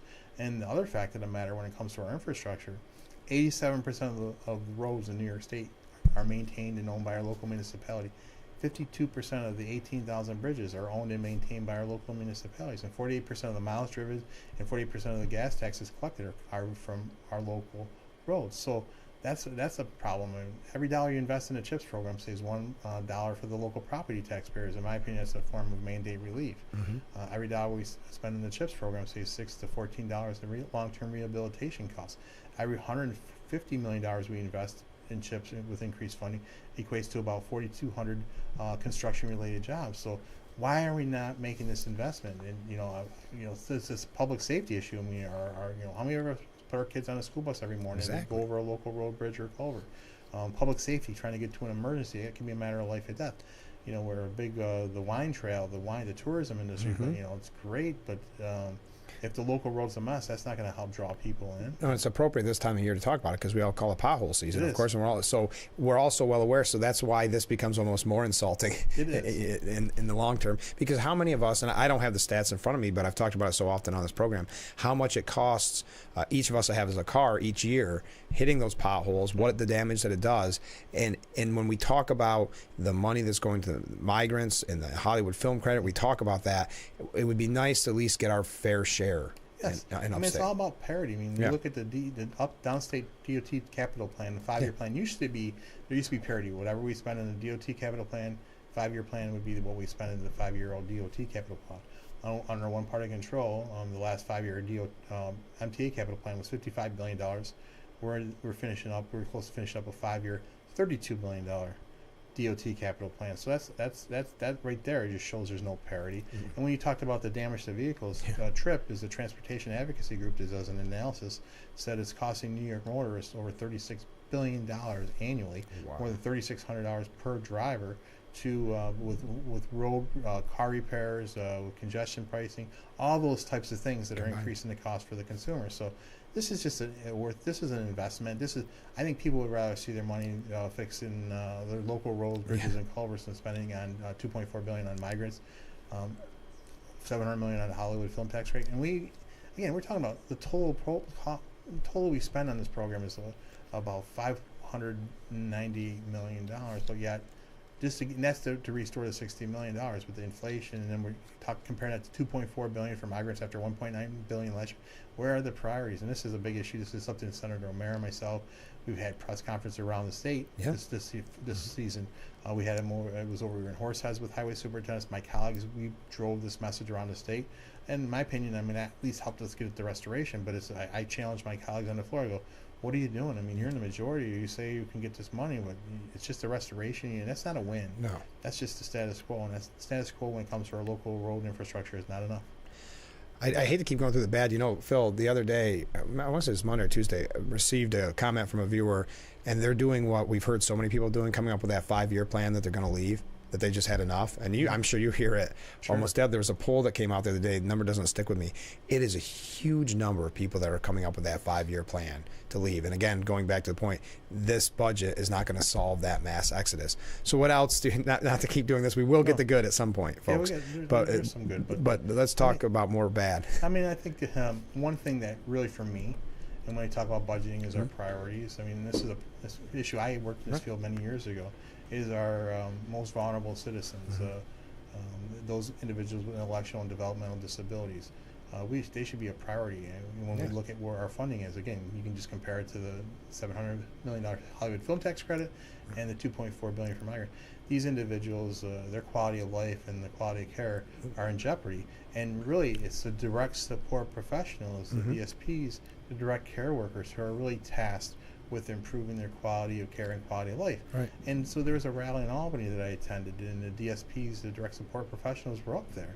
And all they were asking for was a 3.2% COLA, cost of living adjustment, and also a wage supplement, which would have helped keep them in the field, to keep them in job. These individuals who work in this field do it because they care, but they can only do it so long when they can go across the street and work at McDonald's or Taco Bell and make more money. I mean, we need to address this. Is a crisis that needs to be addressed. And the fact of the matter, the governor put 1.5% in her budget. The compromise deal was 2.8, so they didn't even get to 3.2. And across the board, we recognize 3.2 was not nearly enough. They needed much more than that, and we could have done it if we prioritized our spending the right way. Unfortunately, this governor and this majority doesn't want to prioritize it the right way.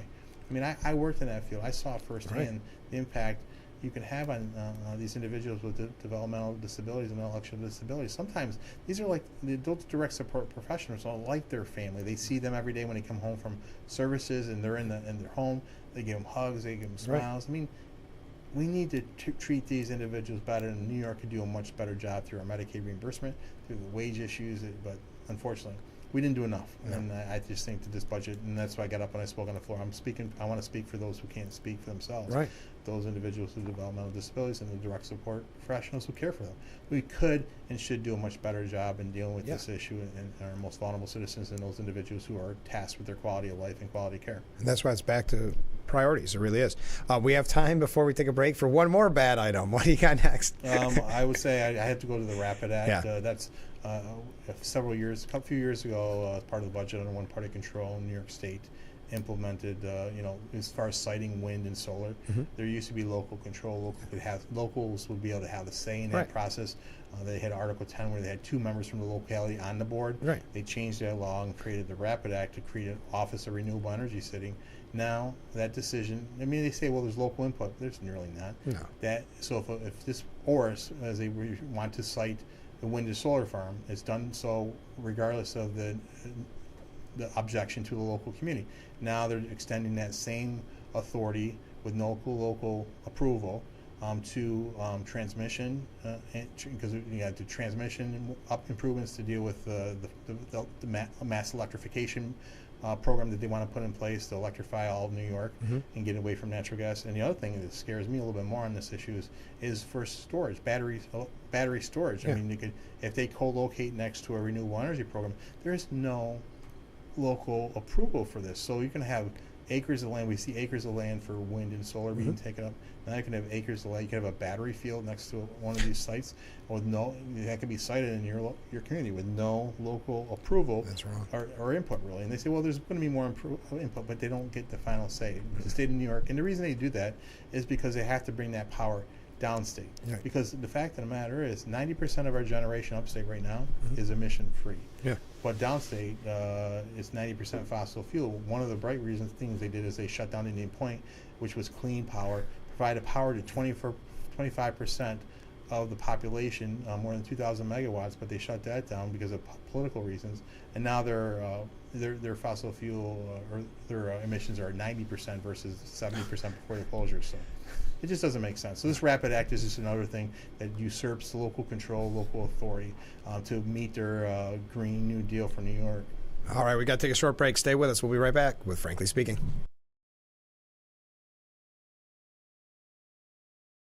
Wow, you found it. I did. The History of Water Part 6? I've been dying to read this. I know, honey. I always wanted that book.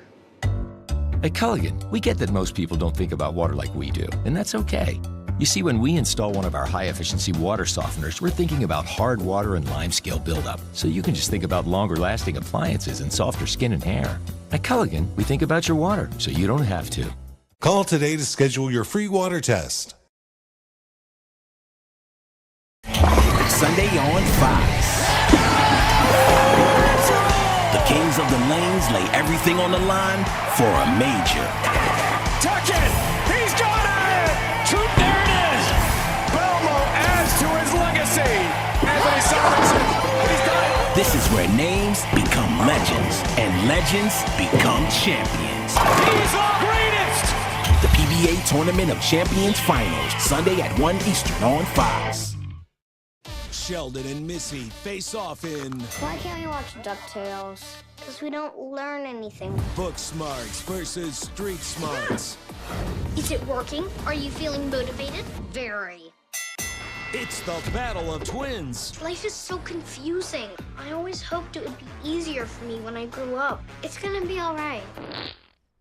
You were faking. Bazinga. Young Sheldon. Weeknights at 6:30 on Big Fox. Wow, you found it. I did. The History of Water Part 6? I've been dying to read this. I know, honey. I always wanted that book. At Culligan, we get that most people don't think about water like we do, and that's okay. You see, when we install one of our high-efficiency water softeners, we're thinking about hard water and lime scale buildup, so you can just think about longer-lasting appliances and softer skin and hair. At Culligan, we think about your water, so you don't have to. Call today to schedule your free water test. Sunday on Fox. The Kings of the Lanes lay everything on the line for a major. Tuck it! He's got it! Troop, there it is! Belmo adds to his legacy. Anthony Sorensen, he's done it! This is where names become legends and legends become champions. He's our greatest! The PBA Tournament of Champions Finals, Sunday. We are back with Frankly Speaking here on WYDC TV, Big Fox. Broadcasting live from the Hesselson studio. And in that studio, Assemblyman Phil Palmisano. Phil, one comment before we get back into the bad. Did not know that the Tonight Show and Saturday Night Live was receiving funding by taxpayers. Makes me furious. May have to reevaluate my 5-year plan. So we better only do one more bad and then move on to good, or we're going to have half the city leaving here. Phil, let's talk about good cause. Yeah, good cause. That was a provision that was held up the budget. That was the housing. Yeah. The housing issue was that really, was the biggest sticking point, right? Probably seemed the biggest sticking point with the budget, with the legislative leaders and the governor trying to address. And many people were pushing for a good cause eviction, especially the socialist wing of the Democratic Party, which basically make it almost impossible to evict someone. They narrowed the scope of that down and how that would impact, whether how much they could increase a rent on someone. Looking at certain things, right. And basically it basically was going to what it puts in place is it challenges for property owners, especially small landlords, and ceding more decision-making authority to the government versus property owners being able to decide what's in their best interest in their properties. So that was something that really held up the challenge. I would say that if there's a positive that came out of that is this has always been more directed towards New York City, right? And the housing issues down there. And I've been down there to visit. I mean, they have some housing challenges, both from upkeep and maintenance. And that's the thing. If you want upkeep and maintenance, it takes an investment. Property owners have to be able to recoup that investment from the people that are benefiting from it. So but there are some that don't want them. They basically think that they can just pull money out of their pockets to pay for this. So they put in changes about how many properties you own, what types of property you own, all those things. It's really complicated mess. I mean, for people upstate New York here, it's not going to really impact them unless your local municipality opts into it. But it will impact the overall economy and housing, especially if you're talking about housing stock in New York City and others. So that's going to be. But the part of that provision, I think, that was positive was if it was positive anything, it would allow for. It has to be a local opt-in. So Corning would have to opt into it. Steuben County would have to opt into it, or other towns in Steuben County. I don't see that happening, but it definitely, the overall thinking of this with this plan is really going to favor tenants and tenants' rights over property owners. And I mean, there can be a balance, but what they did always seems, just like on the criminal justice side, always seems to tip the scales of justice and the benefits in favor of tenants versus property owners, just like it favors. I don't want to do a comparison of a tenant to a criminal unless they're a squatter. Right, squatter, which actually a little good news out. Yes, that's maybe a good way to segue into good. Yes, I would say as part of the budget, there was some changes to the property law dealing with squatters, which we talked about on our last show. We've seen the high-profile issues cases where the individual came from Spain, came into the apartment, and came across two people who were there, and they murdered her. Because she came back because I think it was her mother who passed away, and they murdered her and stuffed her in a duffel bag. There was another high-profile case where the individual was at the house, watched the squatters leave, went and changed the locks, and then the cops ended up arresting her. So we had a press conference. My colleague Jake Blumenkrantz basically had a provision to change the law and define squatters as criminal trespassers and could be prosecuted under the law. So what they did in the budget didn't go far enough, in my opinion. I mean, I'll say right off the top, it does not define them as criminals or criminal trespassing, so there's no criminal penalties. So, but it basically clarifies in the law that they are not tenants. So they don't get with tenants, you have more rights when you go to court. The process can last a lot longer, but there's still, if you come across your property as a squatter, you still have to go through a court proceeding. You can't just call the police and say get them out. So it's gonna be, it should be, we hope. At least they're claiming it's going to make it easier to remove those squatters from the property in a shorter period of time, but that remains to be seen. But we do know this is a tremendous problem. In my opinion, it could have been a lot stronger. There should have been penalties. If they come across someone who's in your property, they should be able to kick them out and arrest them. This does nothing from a criminal penalty side of things. It's all dealing with the definition of what a squatter is. It certainly is better than it was, I will say that. So I mean, that's some partial good there, but it's not as far as it could have been. So I think that was a positive thing that came about with the budget, at least, but it could have been better. Well, and that's kind of like, and I think this is a good, so don't get me wrong, but shifting over to retail theft, I think it's good, but it's also very telling that there was an argument over having stricter penalties if you beat up a retail worker. I mean, that should have been a no-brainer really from the very beginning. So it's disturbing that was a sticking point, but I'm glad at the end of the day, it was a move in the right direction. Yes, I mean, and I think that was the thing we were trying to. I mean, I will say to the governor, I know the governor was really trying to push for this issue, so I give her credit. credit for that. And we've been urging her to use her bully pulpit, the power of the budget to, I mean, I don't, generally, and my colleague says, I don't like policy in the budget. We'd rather deal with it separately. Because bail reform and discovery reform were part of the budget. Right. So why not use the budget and power the budget to put those issues in? Unfortunately, we didn't get the bail reform. We still have are the only state in the union that does not allow judges the discretion to consider the dangerousness of an individual when setting bail. So, but with the retail theft, that was something we were pushing for. We certainly saw close to home the impact of retail theft crime and implications that had to our brave individual. Exactly. That's when I think why we kept bringing it up, because it isn't just like some of these things we talk about seem like New York City issues. This is not a New York City issue. No, it's not. It's happening everywhere. And it's causing businesses to leave or not come in. And who would want to? I mean, the quality. It goes to that again. It goes to like I said at the beginning, my 30,000-foot analysis. It's a public safety crisis, it's a quality of life crisis, it's an affordability crisis, and it's the policies that my colleagues in government on the other side continue to advocate. But yes, we've increased penalties for retail theft. I'll provide more resources for law enforcement. Hopefully, local law enforcement benefits from that as well. So that was a positive thing. We also increased, hate crimes. I mean, crime is crime, but they did significantly impact, like whether gang assault now can be classified as a hate crime. Sexual offenses like rape, aggravated murder. You think they would be higher crime penalties anyway, so they put them in there. So those are some positive things from that perspective. We did with the squatters. We restored the CHIPS funding, which is important. The penalties for retail theft. And just to kind of go in that vein, it's a weird way, in my opinion, that they did it, but at least they're taking a more serious look at the pot shops, the sticker stores. That it seems, I don't really understand the minutia of it, if that's going to be as helpful, but I hope it is. What do you think? I think so, because one of the biggest things is we were pushing for this. We had the bill last year. I remember last January we had the press conference with the law enforcement from the 3 county areas. They all came, push this issue. They increased the penalties. I mean, absolutely. They're a scourge. They're a scourge on our local communities. I mean, listen, when we passed legalizing marijuana, I voted against it. I said there were going to be ramifications from this across the board, from public safety, public health, and then quality of life. Then you had all these illegal sticker stores popping up everywhere. And they're basically selling marijuana illegally because you can't sell marijuana without a cannabis license. It's a speakeasy, essentially. Yes, and it's just terrible. So what we've been pushing for, the way when we passed the changes they were made a couple years ago, basically created this Office of Cannabis Management. They would have the authority to go and shut them down, which did nothing. We know people, local communities are saying, hey, call OCM, come shut this store down. We'll get to it. They were understaffed.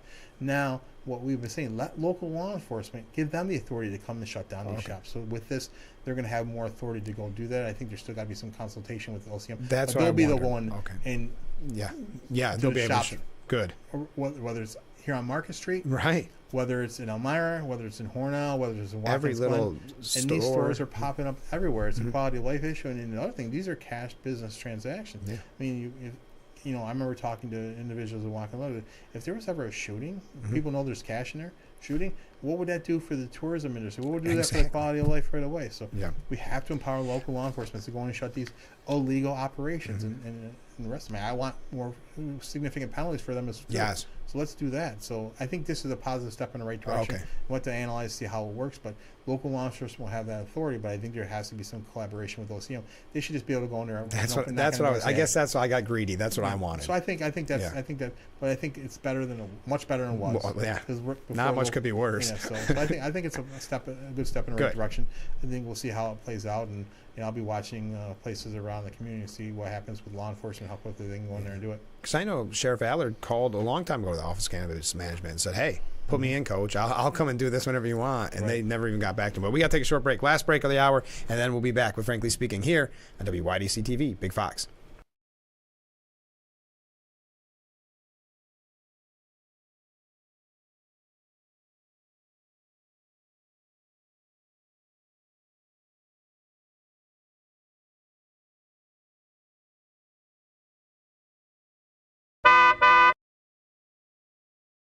At Simmons Rockwell Nissan, lease a brand new 2024 Nissan Rogue SV all-wheel drive for only $399 a month for 36 months. Make car buying simple. Drive your deal at Simmons Rockwell Nissan in Horse. Hi, and welcome everyone watching at home. We're here to remind you that we have agents standing by right now to answer your legal questions. So if you've been injured in an accident that was not your fault, call now. Find out if you have a case and how much is potentially worth. I'm Gina Bellich, here with spokesman and TV personality Tom Mustin. So Tom, tell everyone watching at home who should call right now. Well, Gina, first off, thank you for having me here in the studio. Now, as far as who should call in, the answer is anyone who's been injured in an accident that was not your fault should give us a call right now. Agents are standing by to answer any questions you may have and tell you how much your case is potentially worth. Thanks, Tom. So what kind of calls are we seeing today? Well, Gina, we're getting calls about all types of accidents, but the most common has been car accidents. So if you or someone you know were injured in an accident that was not your fault, take that first step and give us a call. We'll answer your questions and you'll find out if you have a case and how much it's potentially worth. Thanks, Tom. Call now.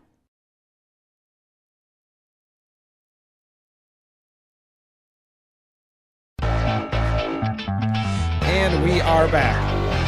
Frankly Speaking here on WYDC TV Big Fox. I'm your host, Frank Hagan. We've got Assemblyman Phil Palmisano in the Hesselson studio. A comment from a viewer. I love when Phil is on. Very good to know he's in our corner. Thank you, Phil. And that's nice. So let's get to the more of the good from the budget. And every time we say good, there's still a little preference, like a little bit of change. You know, it's not perfect, but it's something.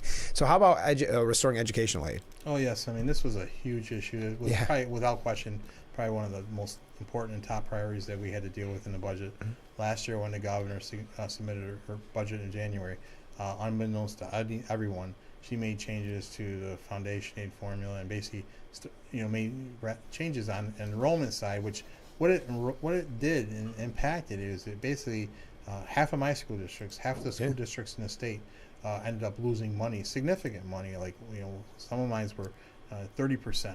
18%, 16%, 12%, some were over $1 million. One was over $2.5 million in losses to the school district. And she was trying to say, well, we have to look at enrollment numbers, and we have to look at enrollment numbers. But at the end of the day, we had to do this in a thoughtful way and not just change it in the middle. So she got rid of this hold harmless provision. We had put a hold harmless provision saying a school district does not receive less money than the previous year. And why that's important? Your numbers may fluctuate, and they do. They fluctuate up, they fluctuate down sometimes. Mm-hmm. The fact of the matter is, if there's 28 people in that classroom or 25 kids, there still needs to be a teacher in there that you're paying increased salary, healthcare insurance, benefits for. You still have to pay to heat that room. You still have to pay for the maintenance on that room. So to penalize the school district because they might have fewer kids, it's not paying for empty seats. You're paying for the space that needs to be addressed. So we were able to address that hold harmless provision and get that removed. There was an inflationary impact that impacted a number of our schools. Sure. So she wanted to change that, and that we basically got that inflationary increase. I mean, for the viewers, it might not mean a lot, like the 2.8%, but they were looking for more. So that because of the inflationary increase number didn't matter.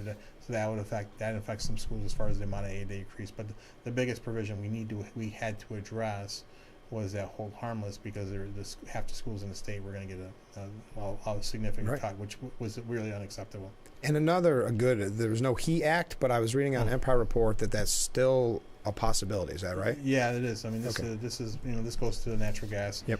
This is they call it the No Heat Act, and basically it's part of the plan to really dismantle the natural gas infrastructure industry, supply and delivery system. Basically, what it would do is it basically would not. There's a 100-foot rule where someone comes into a community, and people can criticize the subsidy to help to make that attachment. Right. But certainly from a union perspective, the unions were very concerned about that. But the bigger concern from me beyond that act, beyond the 100-foot rule, is it would empower the Public Service Commission. They could go in to a neighborhood, and if they needed to make improvements to the natural gas, pipelines and things, they thought that they didn't want to do that, they could shut down natural gas to that entire neighborhood. Yeah. I mean, can you imagine? Well, I mean, the PSC coming in and shutting down natural gas to an entire neighborhood. I mean, we already know that 60% of New Yorkers heat their homes with natural gas. You get out to Western New York and Buffalo, it's 90%. So I know there was some concern from Western New York lawmakers on both sides of the aisle on this, and for me too. So Senate already passed this legislation. I mean, this is just, in my opinion, a part of their energy plan, which we talked about ad infinitum in this one. I mean, we're shutting down, and my problem with this is shut down an existing infrastructure that's working, that's affordable and reliable, without having the newer infrastructure put in place first. You don't tear down a bridge before you build a new one, but that's exactly what this governor and my colleagues are pushing for with these, as really, in my opinion, a radical energy climate agenda. It takes affordability is not part of the discussion, reliability is not part of the discussion, feasibility is not part of the discussion, whether it can be done. And they carve out for themselves from the state perspective when you get into the vehicles. You know, we talked about the school buses that have to convert their basically, and there is no relief for our school buses in this budget. And so it's still out there. That law is still on the book beginning in 2027. Every new bus purchase has to be an electric vehicle, and their whole fleet would have to be converted by 2035. But yet, the heavy duty medium fleet for the state vehicles is 2040, a full 5 years after the schools have to convert their fleet. So why not to let the state do it first? It feels like that is because the grid's not there. Everything that we've talked about, it just really does seem to me that it's a lot of people want to say, "Look, we did something. Here's here's the headline." It's good to have goals, but they need to be realistic. It needs to be feasible. You have to have a plan to get there. You can't just say we have to get there and the heck with everyone else. Yeah, exactly. It has to be done in a realistic, affordable, reliable infrastructure. Even Doreen Harris and Basil Sagos, the co-architects of the Climate Action Council plan, who put this plan together that they're going for, said if it's not affordable for families and small businesses, it's not going to work. And I agree. Yeah. And even some of the changes, I mean, we talked about the HEAT Act, which could come down the pipeline. I hope it doesn't. I was talking to one of my colleagues from the Senate, says, there seems to be like no appetite in the Assembly to do it, leadership, but there's 76 sponsors on that bill in the Assembly. That's all you need to pass the bill. They're all Democrats. They could pass that bill if the Speaker brings it up. So really, that's scary. The Speaker of the Assembly is and he's getting criticism. I hope he holds out on this because he's got to see the ramifications of this across the state, to our industry, to our manufacturers, to our families. And I'm very, very concerned about where that's heading. So thank God that wasn't in the budget provisions of that, and we're in the budget. But they could pass the whole bill, which is even actually is actually worse than what they were talking about doing in the budget too. Now we are almost out of time, Phil, but I want to bring this up because we've been playing the videos recently about Donate Life, and of course this is Donate Life Month. Let's talk about that for just a moment before we wrap up the show, because I know that's so important to you, and thank you for the press releases you've been putting out on it. Well, I appreciate that, Frank, and to the viewers. I mean, we did something in Albany last week, April, I think it was Monday or Tuesday. We had a bipartisan joint press conference, myself and the majority leader of the Assembly, Crystal Stokes. We held this press conference, and you had Republicans and Democrats at this press conference. And she said it, I said it, this is not a partisan issue. This is a human issue. This is a common sense issue. This issue of organ donation. So we want, and she came to me, I remember at the session last year, she goes, Phil, we need to do more. Let's engage our members more. Let's engage the capital. So we put this together. Her staff worked with my staff. We worked with Donate Life New York. And we put this together, this press conference. We had information there. We had a poster contest, and we had one of the young ladies who was there, one of the winners. And then she spoke. She stole the show. Oh, that's nice. Her comments, and I should send it to you so to play. Yeah, please do, because we were promoting the. I mean, she was contest. Absolutely incredible. I mean, like I was sitting there like, wow, how do you go after her? Yeah. And so, and she just did a fantastic job. She won the contest. She was touched, personally touched, and that's how I think most people really get advocating on this issue, is they're personally touched. I mean, the viewers know, you're listening. Know that for me it was my sister Teresa, who was a 2-time organ transplant recipient. That one video was very powerful too. Yeah, it was. I thought my colleague Robert Smallin lost his 14-year-old son a little over a month ago, and made the decision to donate their organs and saved up to 5 lives. They figured right now. I mean, to be able to do that and take that tragedy. I mean, you heard how with passion and emotion he spoke about this. To take this, and he's made this issue a top priority for him, and he's just so well spoken on this issue. It's so powerful. So the video our conference put together, it's great. I was part of it, which I was proud to be part of. My colleague Ari Brown, who donated to a Purple Heart recipient back earlier in the year, or last year, right in December, a living donation, and of course Mr. Smallin with the loss of his son AJ. So I mean, it's a powerful issue, and I tell people, I understand this is an issue that some people don't like to think about because you're really thinking about your own death. But really, then you hear the numbers, and I can give some of the numbers. And what if it was your mom or dad, brother or sister, husband, wife, or God forbid your son or daughter, and they were needing a life-saving organ transplant, and you heard some of the numbers? Well, I'll tell you some of the numbers. So right now in New York, we have nearly 8,000 New Yorkers waiting for an organ transplant. 1,100 have been waiting for more than 5 years. There are 52 registries across the state and territories. We're 50 out of 52, only ahead of Puerto Rico and New Jersey. We have the 3rd highest need for organ donors, but the 3rd worst donor enrollment rate. And unfortunately, last year we lost nearly 400 New Yorkers waiting for a life-saving organ transplant. I say this time and time again, we can and we must do better. But for your viewers, the most important statistic for you to remember, if you remember any one of them, one person who donates at the time of their death can save up to 8 lives and impact the lives of 75 others through eye and tissue donation. And that's a significant legacy. I mean, when we leave this earth, what better legacy can we leave than the legacy of life? And that's something you can do. And I get questions about age. It doesn't matter how old you are. The doctors are going to make that decision. So at least it forces a discussion. So talk to your family and friends. If you're already an organ donor, great. If not, please talk about it. Please consider signing up to be an organ donor today. Well, Phil, thanks so much for giving us so much time this morning. I'm sure we'll be talking again soon. Plenty going on, right? Yes. Was it fun? It was a fun time in Albany, right? Albany. I can think of better ways to have fun. Okay. Everybody have a nice weekend. Join us at 6 a.m. on Monday morning and have fun listening to some Dwayne Eddy today on his birthday, and we will see you Monday morning.